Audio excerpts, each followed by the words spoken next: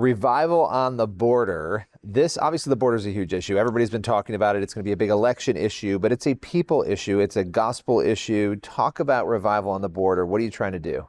Well, it's exactly that. See, I'm 43 years old. The last time we had immigration reform, Ronald Reagan was the president, and I was in kindergarten. But it's an issue that every election cycle is used for campaign fodder. It doesn't matter if it's Republican or Democrat. They'll use this issue, and then once they're in office, they do absolutely nothing with the issue. Now, I've spoken about immigration reform and about the issues along with Pastor Sam Rodriguez, who's my pastor in the NHCLC. We've been speaking to this issue for over 20 years. And every time it seemed like we were close, things would fall apart. And so what I'm contending for is that the answer to everything from border security to the human issue is Jesus Christ. And if Washington won't act, then the kingdom must act. And so that's why we're going to the border here in just a few weeks from the time of this taping. So you're going to be in El Paso, you're going to be in McAllen, Texas, and you're going to the border. Mm-hmm. What's going to happen during these events? So I'd love to tell you that there was like this prophetic foresight and like the Lord showed me and I saw this map and the Lord said here and here. But really, those are the two cities that opened up to come do a tent revival.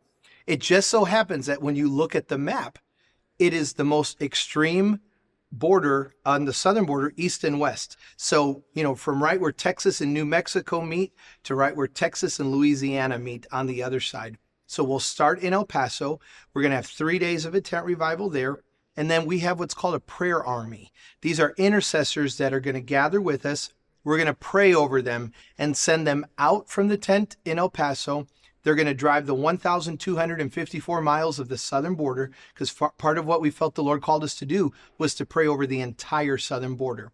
So they're going to go and pray, and then we're going to stop El Paso, Presidio, Eagle Pass, Laredo, McAllen, Brownsville, the 6 key points of entry into the United States.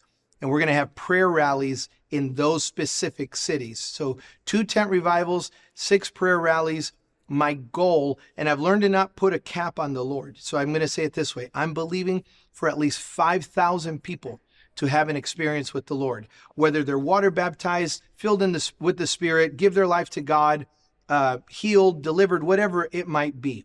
And we're going to plant rocks. The Old Testament, they would plant these stones of memorial to remember a great victory or something they had done unto the Lord. We're going to plant these rocks in those 6 cities that say revival on the border as a memorial. We prayed here. And the second part of that was the book of Genesis chapter 2. The Lord essentially established an angelic border patrol around the Garden of Eden. He put cherubims at the corners and at the edges of the garden to protect the garden. Since they're the ministering spirits of the saints, I feel that we're to go pray and dispatch an angelic border patrol so that what's not happening legislatively, and by the way, it still has to happen, but until they get their act together, we're going to go to the one that can solve the problem. So we're going to eliminate donkeys and elephants and go right to the lion, the lamb, and the dove, and believe that this angelic army or angelic border patrol will serve as a protective covering for our border. But secondly, that they'll go into the desert and find those that have been deserted. My father was a church planter in Chicago, predominantly Hispanic church. We had more than one person that had crossed the border, talking the 70s, early 80s, and they were left to die in the desert.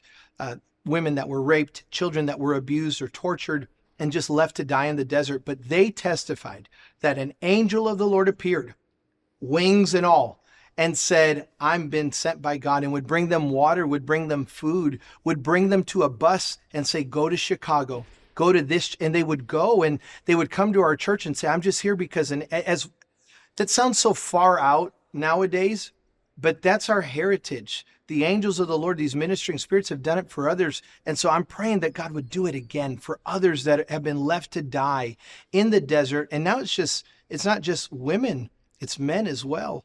And I'm just believing that the hand of the Lord would help us. Our only motive is revival. I believe that revival is the answer. That great upswelling, that great move of God, not just in the church, but that revival that will start in the church house and then affect every house. So obviously this sounds like an incredible event. You have this issue of the border, lots of opinions about it, lots of political opinions. And as Christians, we sort of look at those opinions. People shouldn't be crossing illegally. What are we going to do? Now people are in different cities and these cities are grappling with that. All of that aside, how are Christians, in light of the balance between justice and law and compassion and humanity and understanding what people are going through, how are we to process and understand and respond to this issue appropriately? I think we always look at these issues through the lens of faith, whether it's immigration, abortion, any of the issues, the hotbed issues or hot take issues.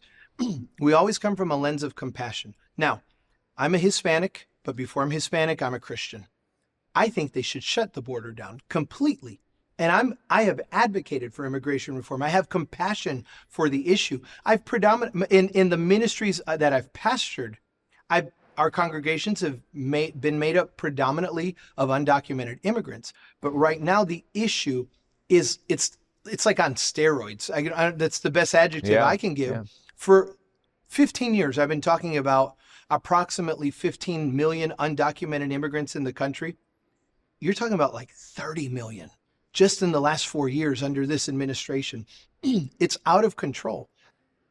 This might not sound like the best analogy, but if my house was flooding, you can bring all the pails, all the buckets to get the water out.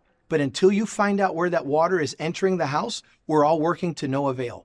So I want there to be compassionate, biblical, righteous immigration reform that respects the dignity of life, but also respects the rule of law. But we can't even get there until you shut that border down. Now, I don't know if that's for 4 days, 4 months. I don't think it's 4 years, but you got to get control of that issue. And I tell my Latino brothers, that's not the border issue of 10 years or 30 years ago, where this isn't just a Hispanic issue. There are legitimate terrorists crossing the border. I have spent considerable time at the border. I've ridden in boats down the Rio Grande with the Border Patrol. We were on the boat and the Mexican cartel is waving at us, calling our names out from their side of the beach. That's the kind of intel that they have.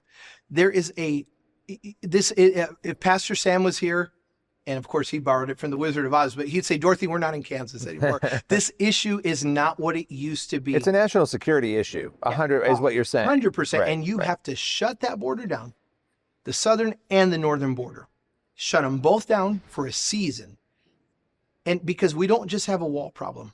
That's the thing with this issue. It's just so big. Well, we can go on these rabbit trails. It's not just a wall problem. You need to have a wall, but the door is broken. The entry-exit system into the United States is broken. So when someone says, well, I think they just need to come the right way, I would ask, what is the right way? And they'd say, well, the right way. And well, what is that? We don't know it. And the reality is there isn't a right way. We still host what are called visa lotteries.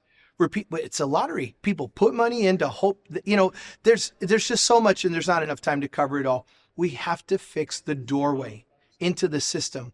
We need to engage the marketplace. If the U.S. economy needs 500,000 workers, why would we cap it at 200,000 workers? And I'm just making up numbers. But there's a way that the market could dictate how many guest workers we allow into the country. Because I'll tell you this, whether we cap it at 200 and the market needs 600, one way or another, this market is always going to get the labor at once because Americans love cheap labor. So there has to be a better system. And in doing so, you eliminate the amount of illegal crossings that are happening in the nation. So I'm rambling, and I know it's probably more than what we need, but it's that kind of an issue. It's an important issue. Yeah. And where can people go if they want to actually attend this event, if they want to come to the rallies? Where can they go to do that? Yeah, so there's two websites, TonySuarez.com, or the name of our ministry is Revival Makers. And it's all one word, no parentheses or whatever in there. Just revivalmakers.com or TonySuarez.com. All the information is there, and it's absolutely free. We just love to know that they're coming, so we make sure they have a seat for them. Awesome. Appreciate your time. Thanks for Thank you, joining Billy. us today. Appreciate it.